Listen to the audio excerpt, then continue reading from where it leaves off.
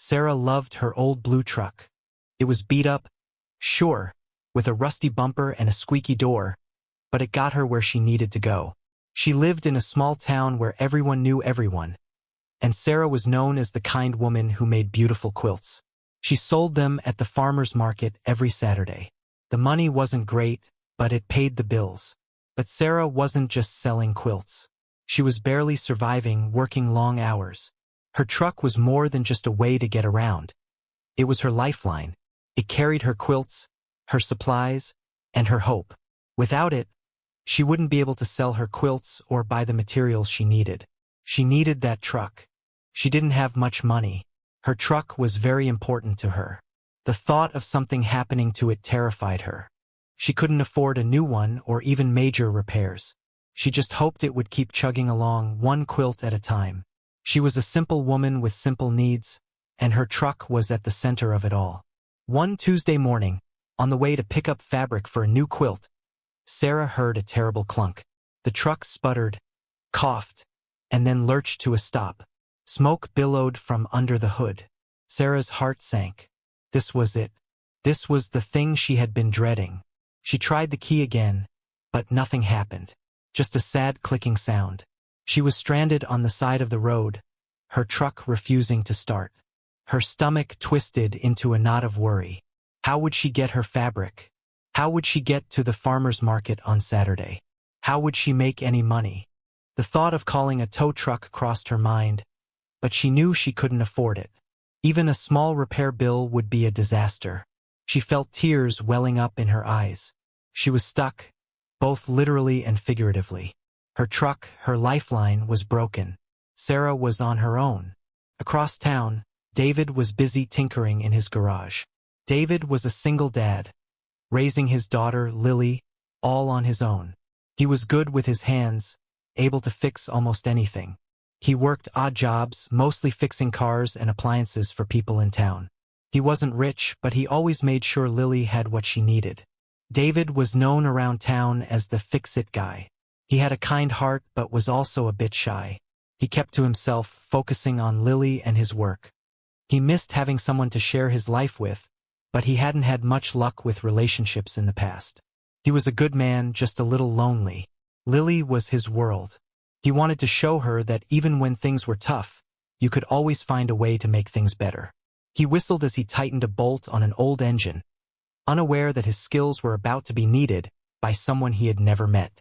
Sarah sat on the side of the road for a long time, feeling defeated. Finally, she decided she had to do something. She remembered hearing about David, the fix-it guy. People said he was honest and didn't charge too much. But Sarah was still hesitant. Asking for help wasn't easy for her. She was a proud woman used to doing things on her own. Swallowing her pride, she pulled out her phone and looked up his number. Her hands trembled as she dialed. It rang a few times before he answered. "Hello?" His voice was kind. Hello?" Sarah stammered. "Is this David?" "Yes, it is. How can I help you?" Sarah took a deep breath. "My truck. It broke down. I heard you're good at fixing things, and I was wondering if you could maybe take a look." She hated sounding so desperate, but she didn't know what else to do. "I don't have much money," she added quietly. David listened patiently, his voice calm and reassuring. "Tell me where you are, and I'll come take a look. No promises, but I'll see what I can do." Sarah felt a flicker of hope. She gave him her location, describing the lonely stretch of road where her truck had given up. David said he'd be there in about an hour. As she waited, Sarah worried. What if it was something serious? What if he couldn't fix it? She watched the cars drive by, each one a reminder of her own immobility. She felt helpless and vulnerable. An hour later, a beat-up pickup truck pulled up behind her. David got out, his eyes kind and his movements confident. He walked over to Sarah with a friendly smile. "Let's take a look," he said, and Sarah felt a little of her anxiety fade away. Maybe, just maybe, things would be okay. He looked like he knew what he was doing. David popped the hood and peered inside, his brow furrowed in concentration. He poked around, listened closely, and then smiled. "Looks like it's just a loose wire," he announced. Simple fix. Sarah's jaw dropped. A loose wire? That's it. She couldn't believe her bad luck was turning around so quickly. David chuckled. Sometimes it's the little things that cause the biggest problems. He rummaged in his truck and pulled out a pair of pliers and some electrical tape. With practiced ease, he reconnected the wire and secured it with tape. "Try it now," he said, stepping back. Sarah held her breath and turned the key. The engine sputtered, then roared to life. Tears of relief streamed down her face. "It's working," she exclaimed. "It's really working." She couldn't stop the grin spreading across her face. David smiled back. He liked helping people. Sarah reached for her purse, ready to pay him. "How much do I owe you?" she asked. David shook his head. "Nothing," he said with a smile. "It was just a loose wire. Don't worry about it." Sarah was stunned. "But I can't just let you do that for free," she protested. "At least let me pay you for your time." David was firm. "Really, it's okay. Just pay it forward. Help someone else who needs it." He started packing up his tools. Sarah was overwhelmed by his generosity. "I don't know what to say," she said, her voice thick with emotion. "Thank you. Thank you so much." She felt like she had been given a second chance. David just smiled again. "You're welcome. Glad I could help. Now you get going and get that fabric." He hopped back in his truck and waved as he drove away, leaving Sarah standing there, filled with gratitude. She knew she had to find a way to repay his kindness. The next day, Sarah baked David a pie. It was her famous apple pie, the one everyone raved about at the farmer's market. She wanted to give him something special, something from the heart. She carefully wrapped the pie and drove to his house. She found him in his garage working on a car. Lily was sitting nearby, drawing in a coloring book. Sarah felt a warmth spread through her as she watched them. David looked up, surprised to see her. "Sarah, what are you doing here?" "I wanted to thank you," she said, holding out the pie. "I baked you an apple pie." David's face lit up. "Wow, Sarah, you didn't have to do that." "I wanted to," she insisted. "You helped me so much, and I wanted to show my appreciation." He took the pie, a genuine smile on his face. "Well, thank you. That's really thoughtful of you. Lily and I will enjoy this." He invited her to stay for a few minutes, and Sarah found herself drawn into a comfortable conversation with David and his daughter. As they talked, Sarah learned about David's dream of opening his own auto repair shop. He had the skills, but he lacked the money and the confidence. David learned about Sarah's passion for quilting and her desire to expand her business beyond the farmer's market. She dreamed of having her own little shop, filled with her beautiful creations. "It's tough, trying to make it on your own," David said, sighing. "Especially with Lily to take care of." "I know the feeling," Sarah replied. "It's hard to risk everything when you're just barely getting by." They discovered a shared understanding, a common ground built on hard work and big dreams. They talked about the challenges they faced and the hopes they held for the future. Lily chimed in with her own dreams of becoming an artist, and Sarah encouraged her, praising her colorful drawings. As Sarah left that day, she felt a connection with David and Lily that she hadn't expected. They had a lot in common. The next time Sarah saw David at the farmer's market, she had an idea. A crazy idea, but an idea nonetheless. She approached him, her eyes shining with excitement. "David," she said, "I've been thinking. You're good at fixing things, and I'm good at making things. Why don't we start a business together?" David looked surprised. "A business? What kind of business?" "A repair shop and craft store," Sarah exclaimed. "You could fix cars and appliances, and I could sell my quilts and crafts. We could even have Lily sell her artwork." David stared at her, speechless. He had never considered anything like that before. It seemed too good to be true. "I don't know, Sarah," he said hesitantly. "That's a big step." Sarah's enthusiasm was contagious. "We could call it Fix It and Stitch It," she continued, her mind racing with possibilities. "Think about it, David. We could help each other, and we could build something amazing together." David's hesitation wasn't just about the size of the undertaking. He had tried to start his own business before, years ago, before Lily was born. It had failed miserably, leaving him with debt and a bruised ego. He was afraid of failing again, of letting Lily down. He looked at Sarah, her eyes full of hope and determination, and he saw a strength he admired. But he also saw a risk, a big risk. "I appreciate the offer, Sarah," he said slowly, "but I don't know if I'm ready for something like that.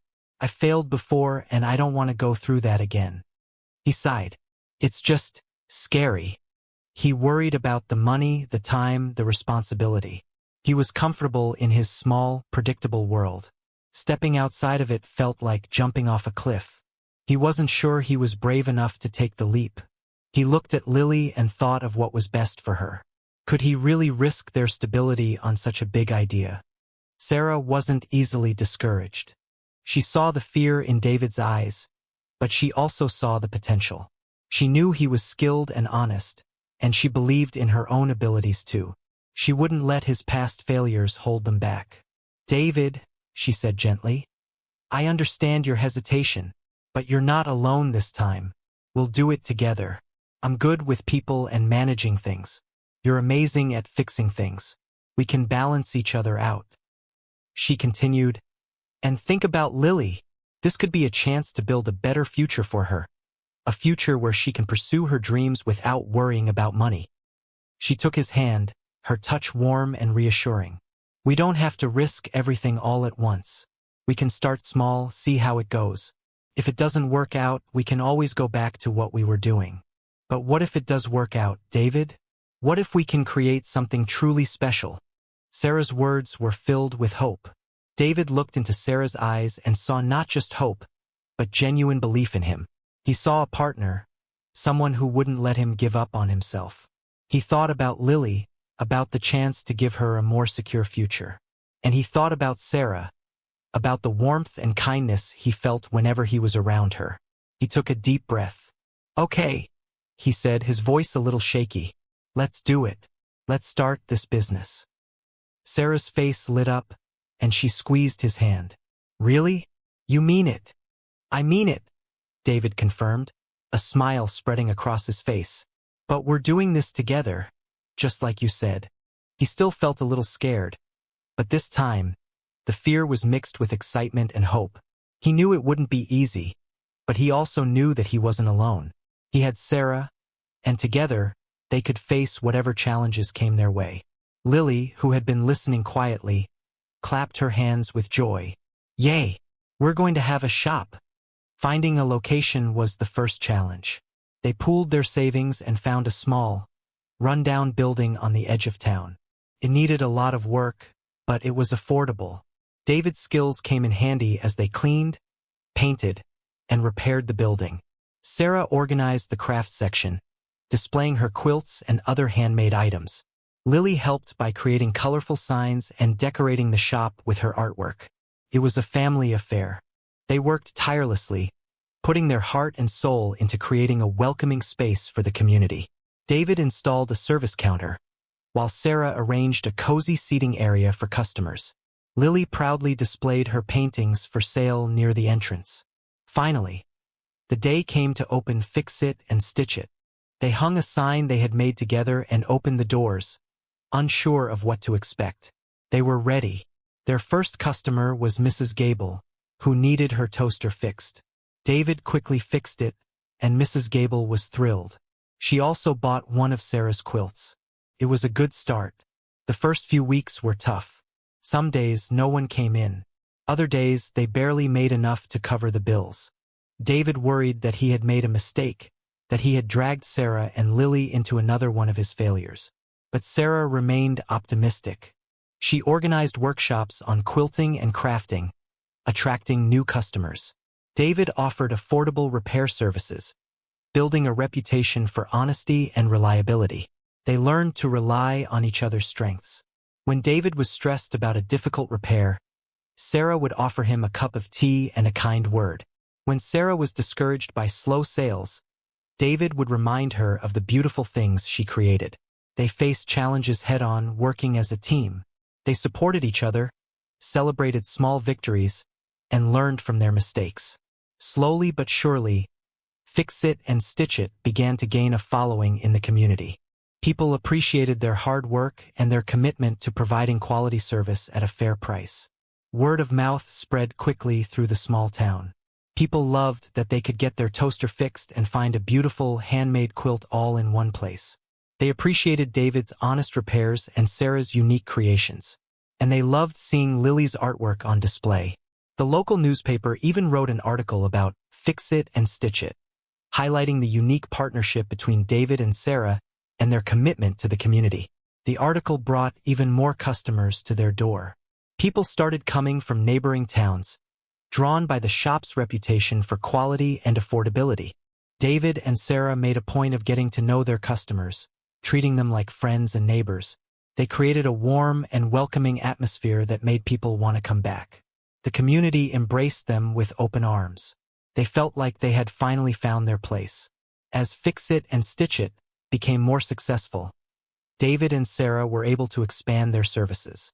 David hired an assistant to help with the increasing number of repair jobs. Sarah added more crafting supplies to her inventory, offering classes and workshops for all ages. Lily's artwork became a popular item, and she started selling prints and greeting cards featuring her designs. They were finally making a good living, enough to provide for their families and save for the future.